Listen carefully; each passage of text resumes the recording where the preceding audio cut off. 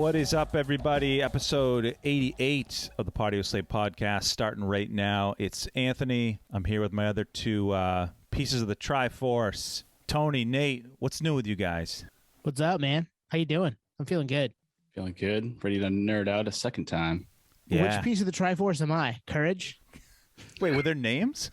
Yeah. Courage, power, and now I forget. It's funny. I just had this conversation with my brother, and the even funnier part about this is he'll hear this like 3 months from now and be like, "Oh my God, you shouted me out," but it won't be until like February when he finally hears it. I never knew there were names. Like, that's my favorite game of all time. Favorite series of all time for games. But yeah, so Nate, you said this is second time around. So this is part two of our conversation with the one and only Damien Moyal. So we had Damien on about a month ago, episode 79, I believe it was, and this is part two of that conversation.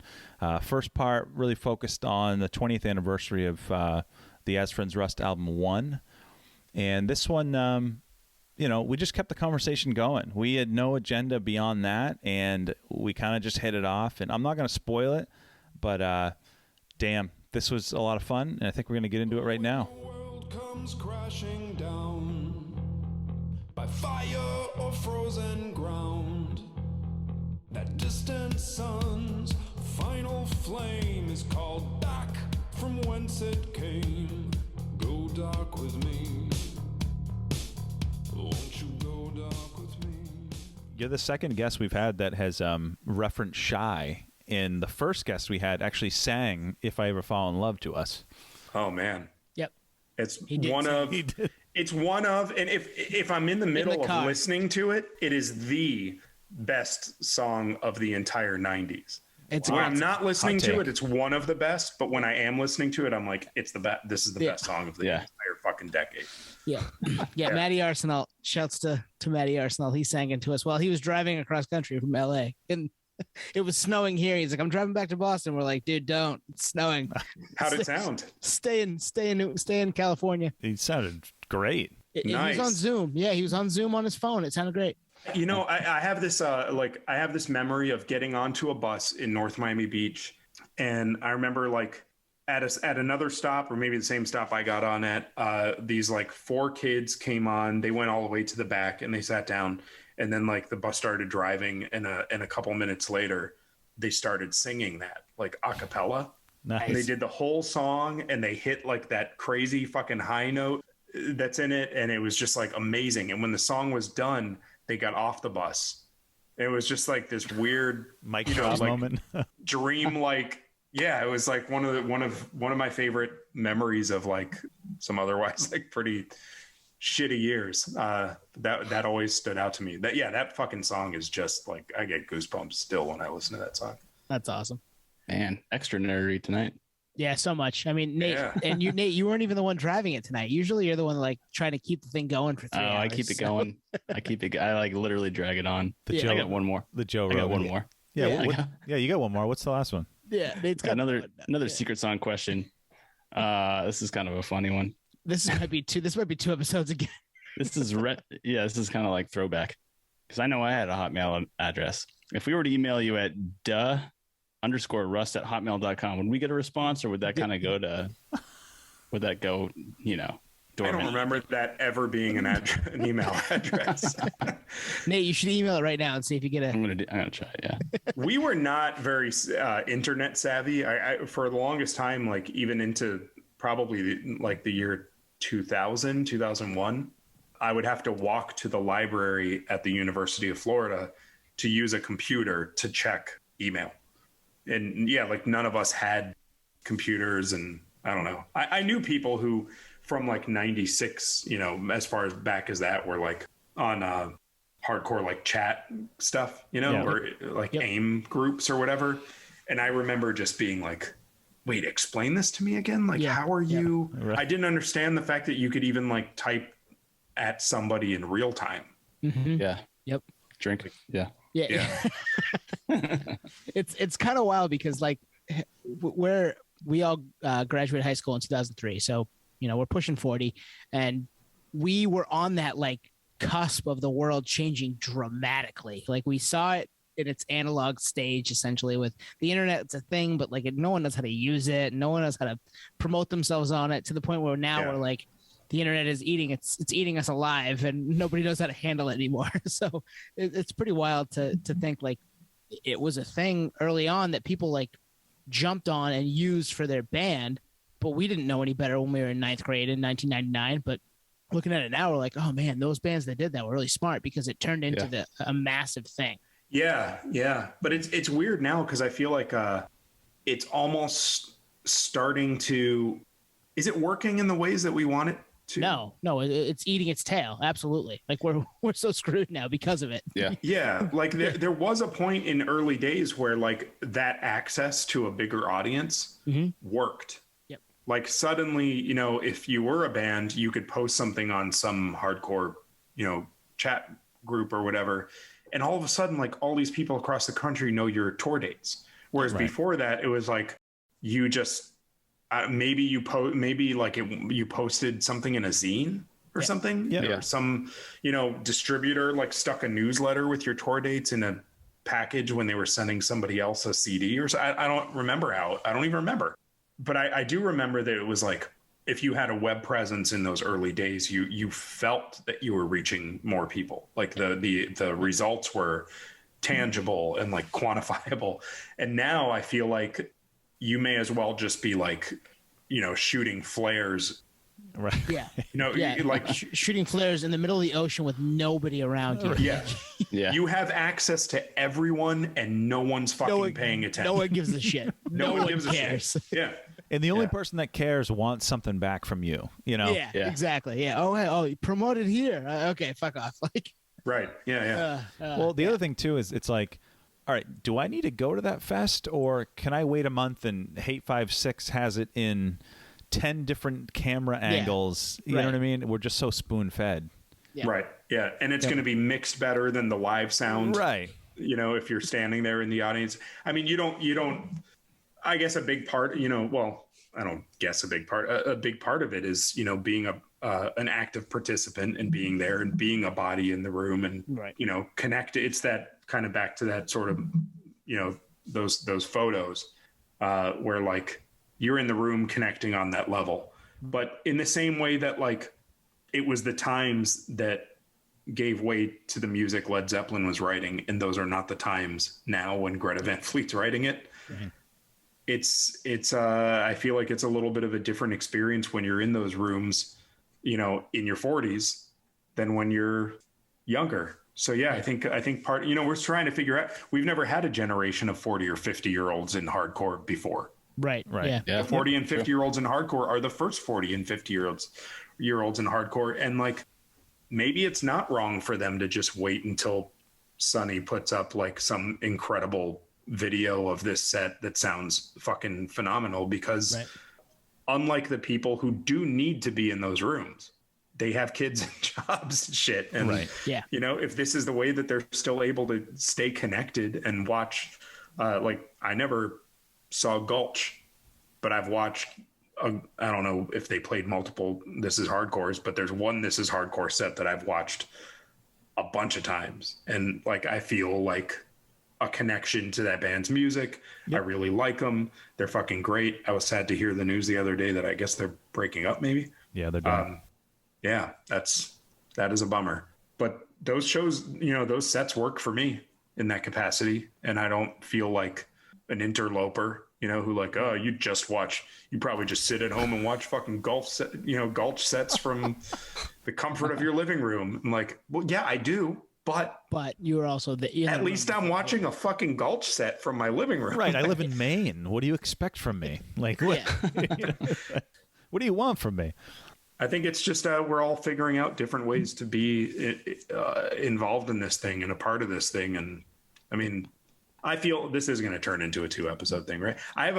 This ends up happening every time I do a podcast where they're like, and this is going to end up being 2 episodes. No, like we had that happen a couple weeks ago, and don't worry about it. Like I think the episode itself is probably already wrapped. We're just kind of now shooting the shit. Okay. So, well, for you to feel free to use any of this, because I think this shit's kind of interesting too. Like last week was a very interesting week for Turnstile, and for like fans of punk and hardcore in general. Yep. And there were a lot of things said that were very like conflicting to me. Yep. Where so I'm a guy who like I definitely took a break from hardcore from, I guess 2002 to around 2011 maybe. I just didn't want anything to do with any of it. So I just whatever, got a job and I moved at some point, and I just was just a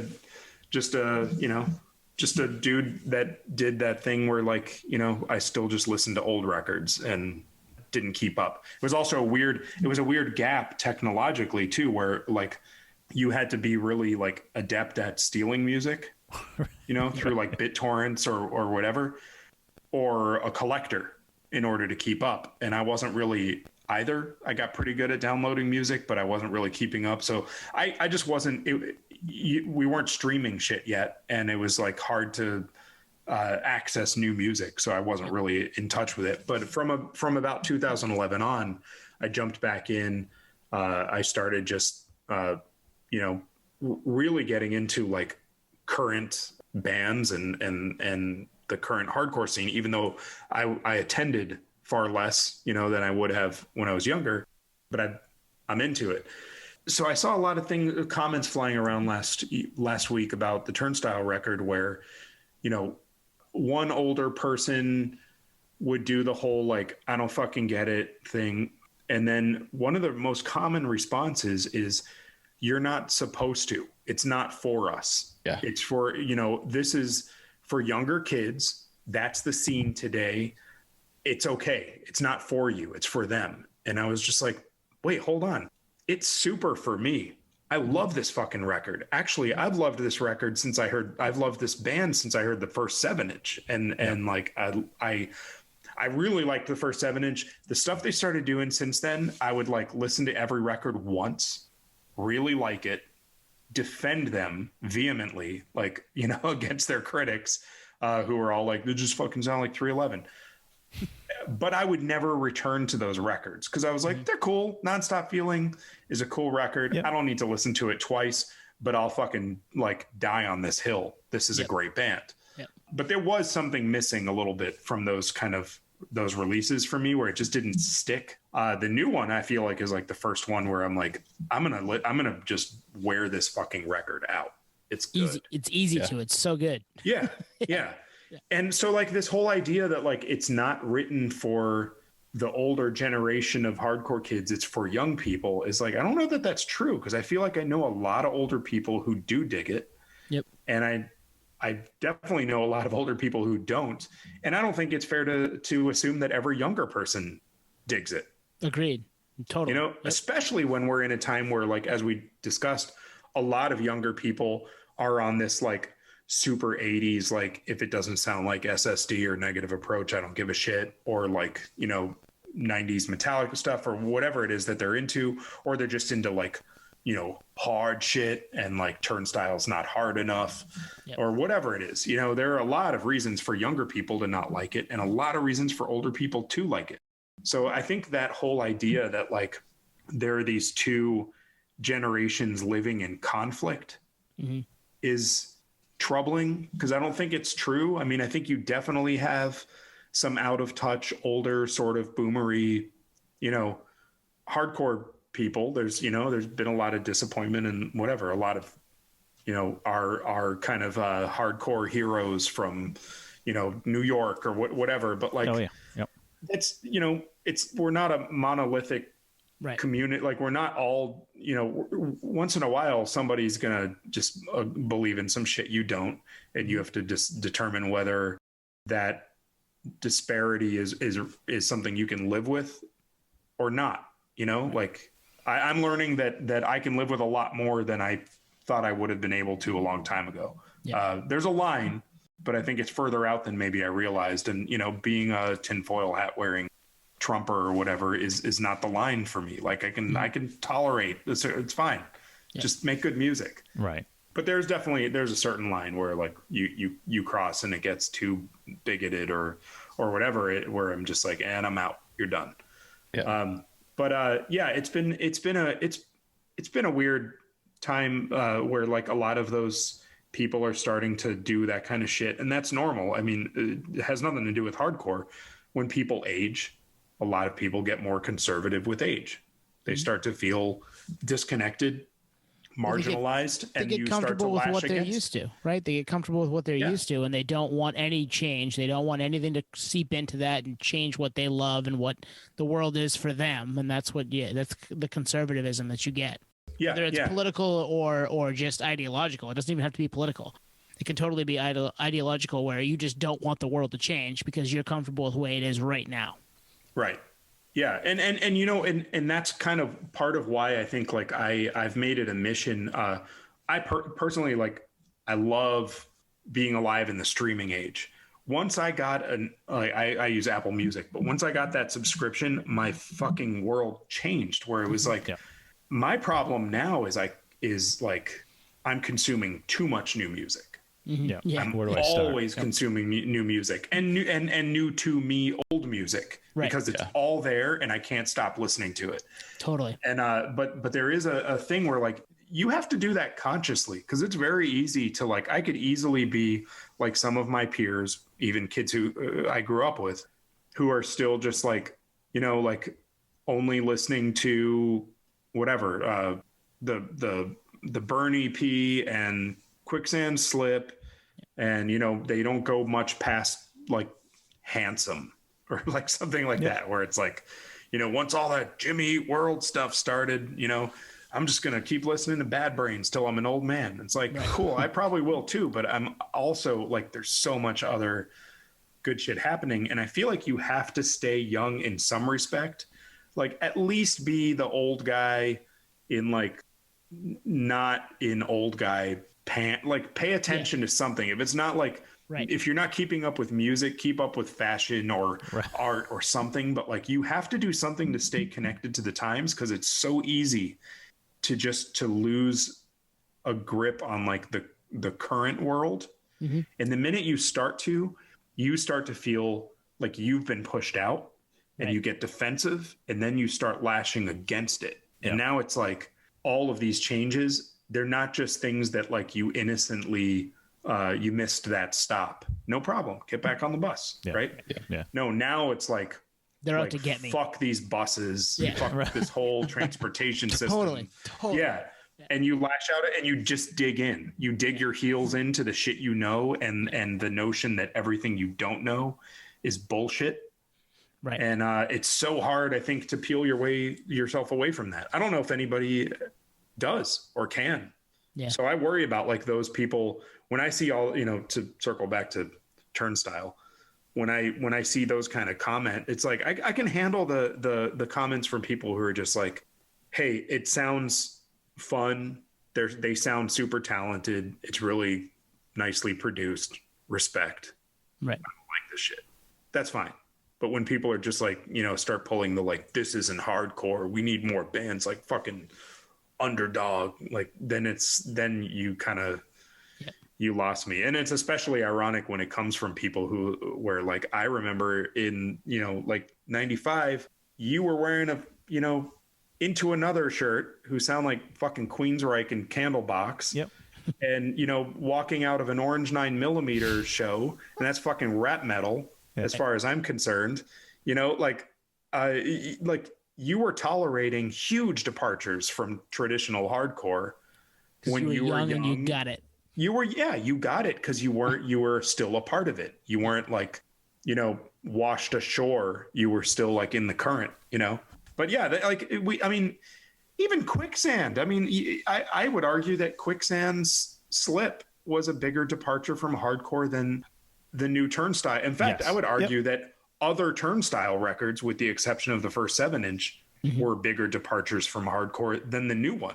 So my mind is kind of blown when I see people just being like, it's way too pop. It's way too, it's barely a hardcore record. And I'm like, you guys don't hear all that fast fucking like Bat Brainsy hardcore all over this record? Yeah. So good. So here's the deal. I think it depends on who it's coming from, but I think for the most part, my guess is it's either coming from the Madball crowd, who it's like, well, they didn't like that shit anyway. So it's like, Right. now, Yeah, they were never now into it you're to on my begin with. lawn type of thing. Or, Yeah, and in all fairness, they probably didn't like Into Yeah. Another either. right, Yeah. exactly. Yeah. But I think it's So we align there. yeah, it's the polishedness. And yeah, I mean, I think people have short memories. I mean, it's not too far off from Civ and Shelter. And we talked about this on our episode last week where, Yeah. you know, it's that's this era's version of that. It's this era's version of it was 1995. Yep. It was Shelter Mantra and the first Civ record. Yep. It was Roadrunner getting involved. Yep. Yep. If this record had come out right then, because it has a lot of that sort of like Shelter Mantra, here we go again kind of vocal thing. There's plenty of Snapcase. There's a lot of like Bad Brains groove. And then there's also this spirit of just like, there's a spirit that I haven't felt since that kind of like early 90s alternative. Like I'm going back to like kind of anything from like EMF and Nitzareb, and like where there was just this like, we just want to like, you know, eat acid and go to a fucking rave and just like enjoy the fucking sunshine, you know? Yep. There and on the hip hop side, it was like all of the like Daisy era, like De La Soul kind of like Totally. all of that sort of like smart kind of sunshiny, you know, like it's a sunny summer day in Brooklyn kind of backpack like hip hop stuff. And I loved the early 90s because I loved both of those things. And hardcore was like the only shit that I was listening to that didn't have that sort of brighter kind of sort of hippie-ish like side. Although I guess you could argue it started creeping in when bands started doing like more like slap bass shit, like Token Entry or whatever.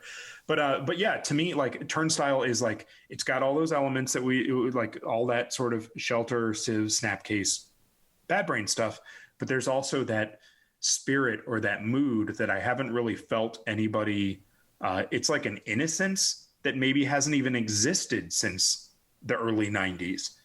And I forgot that it existed, and I forgot how much I liked it. And now here it is all of a sudden in my face again in the form of this band that like half the people I know fucking hate. Right. And they lived through the same shit and they liked the same shit, and it should be vibrating with them on the same frequency. That's a good callback in like the most genuine way, where it's revisited, but it's not regurgitated, you know? Yeah. Which is cool. Yeah. I feel like we're so biased on here. We're all hanging out, geeking out, but it's like, I feel like listening to you guys, it's like, I just got a job at the library when I'm hanging out with other librarians. They're like, check out this aisle, check out these books. Like, you know, your style, but there's this stuff too. And everything you're saying is like, well, there was a time, especially before 2001, where you wore a Black Sabbath t-shirt, but you didn't wear, you know, whatever, a Limp Bizkit t-shirt or something at the time. And you realize, oh, there is some kind of crossover if you really go down to the brass tacks of like how those songs are written, you know? Yeah. You need people to kind of introduce you. That's actually why we did the podcast. It's like, I don't know a lot of the bands that we've talked about on the podcast until like Anthony or Tony brought it up. And now I'm a ginormous fan. Your band included, actually, to be honest. So thanks. I think it's really cool. Yeah. And it's, I feel like everything after 2001 has been kind of a hybrid of multiple genres. It's like there was the 80s, there was the 70s, 60s, 70s, 90s. After the 90s, it's kind of just like it's just a soup bowl of random shit. So You know what I think I attribute that to, Nate? Is I think What's it's the accessibility of music. Yeah. iTunes came out in late 2003, and I think when that happened, not only did it give the fans access to music, but it gave musicians too. You know what I mean? Yeah, that's true. I mean, you can dial up any album online, especially now, streaming era. You can tap into the most niche genre. But before that, I mean, you had to dig. You know, early 2000s, before iTunes, you had to dig for shit. That's an interesting point too. Like maybe bands were better off without all that access. Totally, because that's my punchline. Yeah, yep. Each member of the band was basically like their you know, the extent of like their influence kind of only went back to the couple dozen albums they had. Yep. Yeah. Right. Like, and we all ended up with a bunch of bullshit albums that we just learned to love because we only had so many to listen to. And like those shaped us. I mean, I was shaped by like a lot of pretty bottom shelf dollar bin cassettes, just as much as I was Metallica. Yep. You know, there was like, I was shaped by the Metallicas and I was shaped by the Wrathchild Americas, like that were just like, well, it's $1 and the cover looks cool. And, you know, and I learned to fucking love it and appreciate it. And it became part of like my musical language. And now, yeah, having bands having access to everything might have hurt that or changed it in some way. And I think the other thing is just, it's so much easier for your band to be a product now. Whereas before, if you were just some band from South Florida, like we were, from Erie, Pennsylvania, or from wherever you were from, you know, you had whatever logo you had Xeroxed onto what you would use as a letterhead when you were writing some label to send them your demo. And you, aside from that mark and whatever the label used to describe you, like sounds like integrity and, you know, whatever, had a baby. Oh yeah. That's what shaped everyone's perception of you. And that's all you were, because like chances are they'd never see you play and they would only get your record, which, you know, because of like economic constraints was not even going to have an insert. And like, you really, there was more speculation and imagination that went into kind of like your understanding of what a band was all about, because you didn't have visibility or transparency to them. And now like you watch your band member, you know, the members of the band you're a fan of cooking fucking breakfast and you see them doing everything. Like, yeah. And I think that's maybe a bit of a turn off. And that's, you know, now to sort of like go back again to the photos that were like revelatory for me, the Minor Threat photos. Now it's almost sort of like undoing that, where it's you're walking backwards, because like, okay, yeah, we're all people, we all have lives, we all cook breakfast. Do we all need to be transporting everybody to see when that happens? Or well, okay, you know what, here's my cereal. I guess maybe what it's taught me, and I'm only realizing this now that I brought those photos up for the third time, I guess, on this call.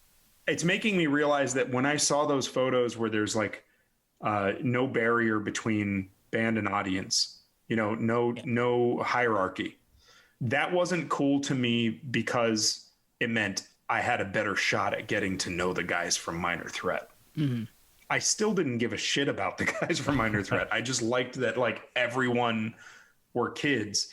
And now it's like, you know, probably in the beginning it was cool to like, oh, I get to like, you know, watch this person I'm a fan of, you know, make breakfast.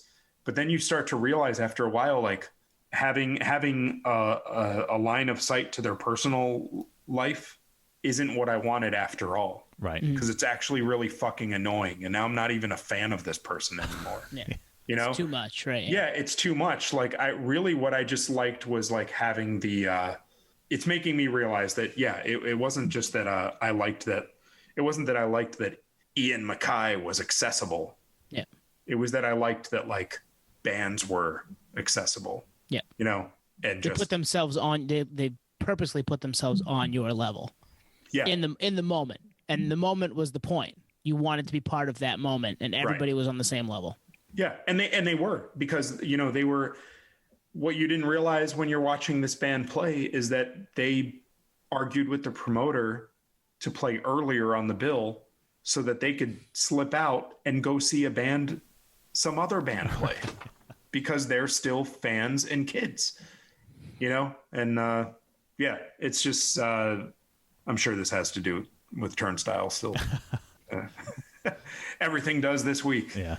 But yeah, it's a weird time to be a fan or an artist. I feel like we should do a Turnstile deep dive episode or something. We could do that down the road. We could do that down the road. Yeah. Yeah, that was good. Yeah. That was a good like precursor to it.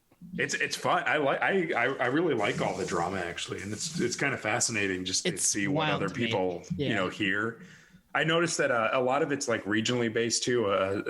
I saw some friends from Europe, from Belgium, and we're here where, you know, everybody was like Bad Brains, 311, you know, Shelter or whatever. There, almost everybody in this one thread was citing early Chili Peppers, like I saw before that too. Mother's Milk. Yeah. There was like a self-titled album that I didn't even know. I mean, and I listened to Mother's Milk back in the day. I didn't realize, like, wait, there was Chili Peppers shit before that, but apparently there was, and Belgium knew. And I remember like checking some of it out, and I was like, yeah, I can kind of see this. Yep. The first song, to me, the vocal melody is very Third Eye Blind. That dude. Third Eye Blind album. Yeah. 100%. Which is, by the way, like, I just revisited that album for the first time in years.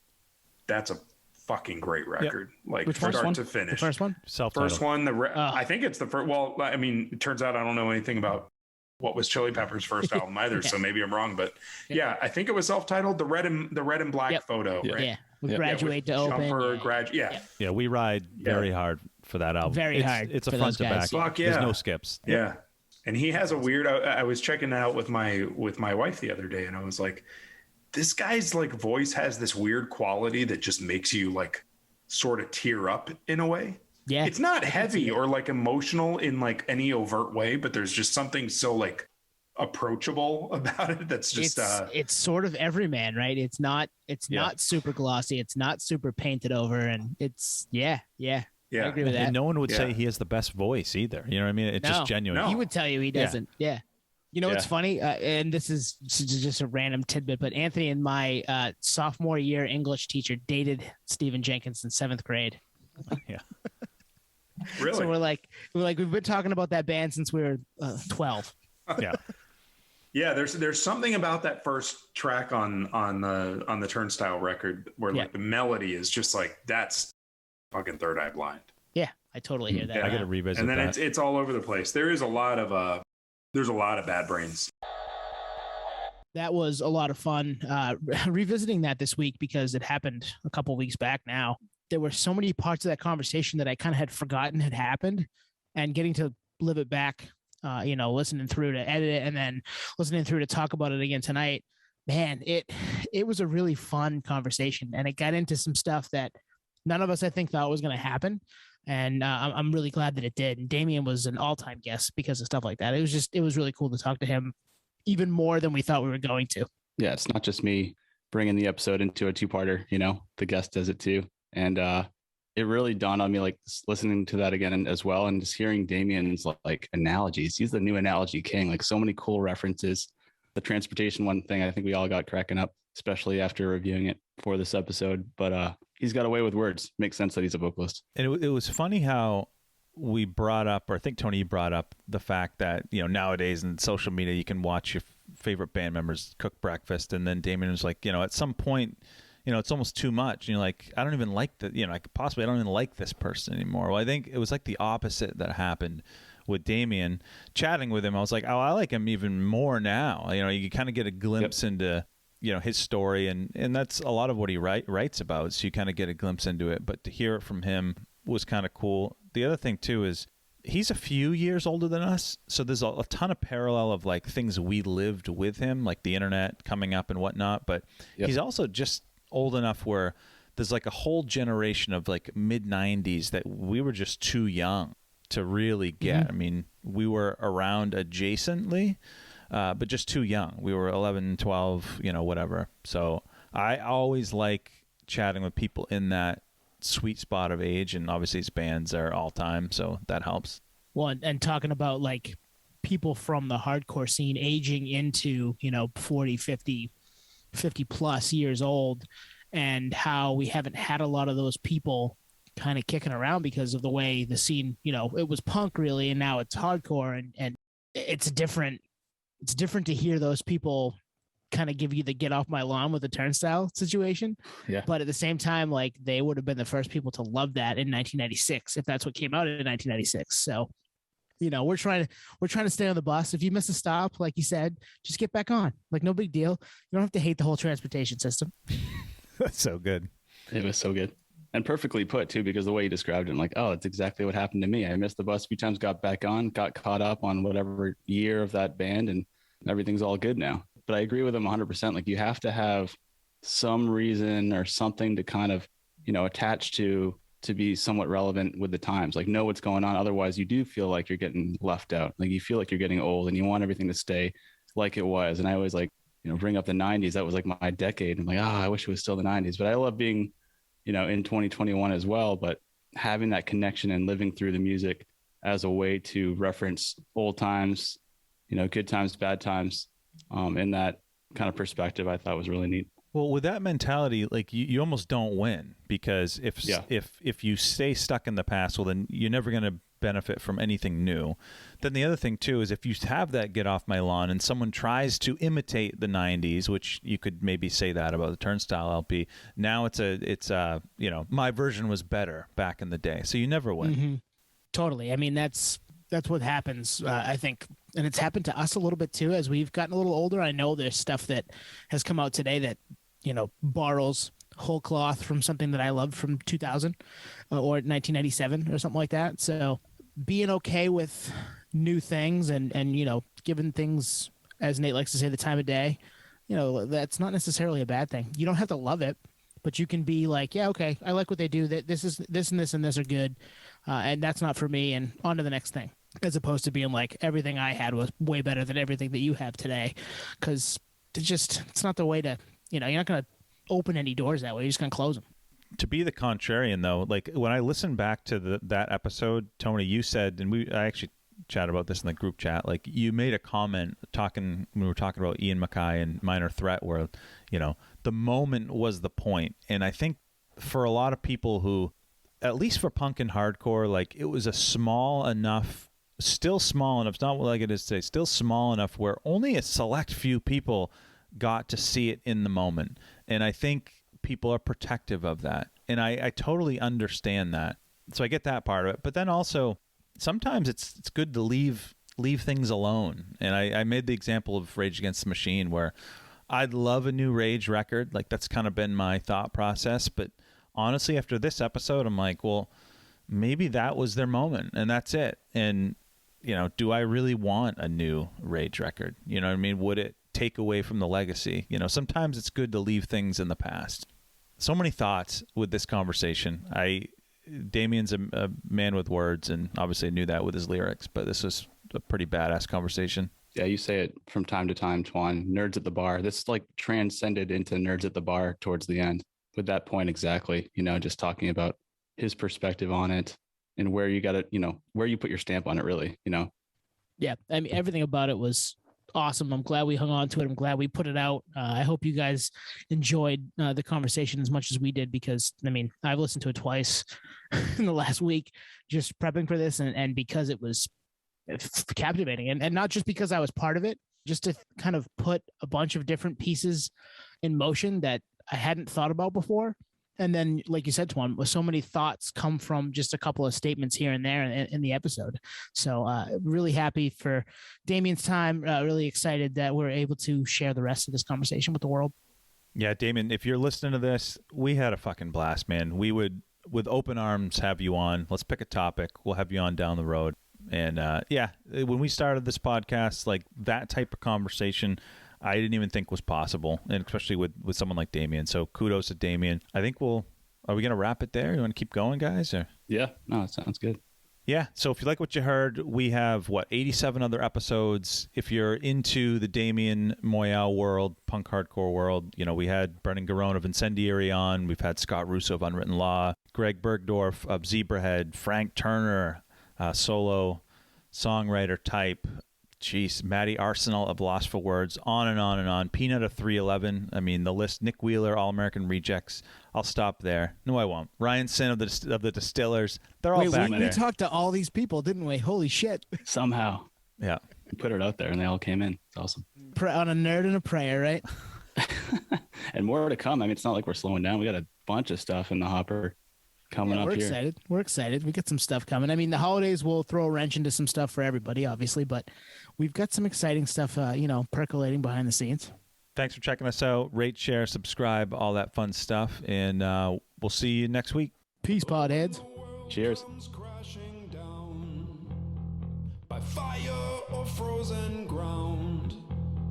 That distant sun's final flame is called back from whence it came. Go dark with me. Won't you go dark with me? When the people choose their sides to cut out each other's eyes, when madness reigns and hope is slain, giving way to endless night, go dark with me. Won't you go dark with me? We'll fold ourselves into each other's arms till we're mummified. At the end of a world that can never seem to get it right.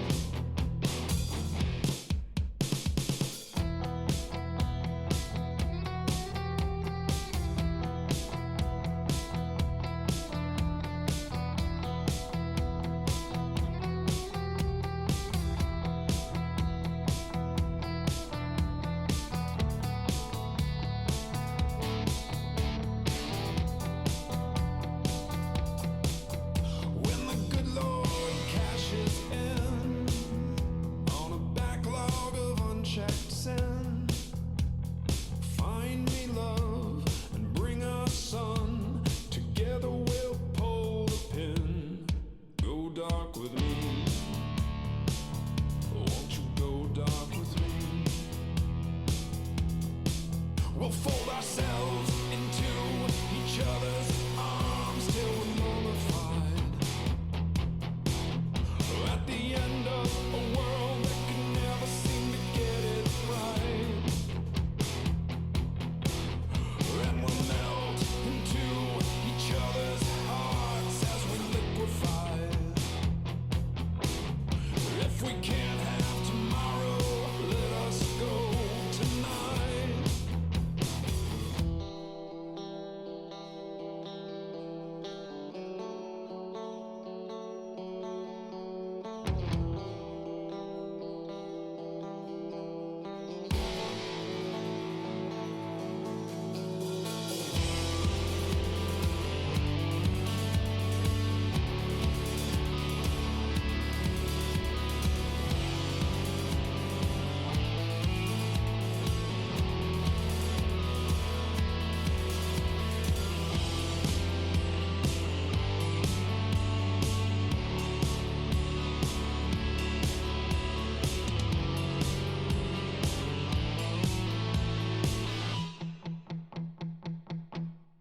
Go dark with me. Won't you go dark with me?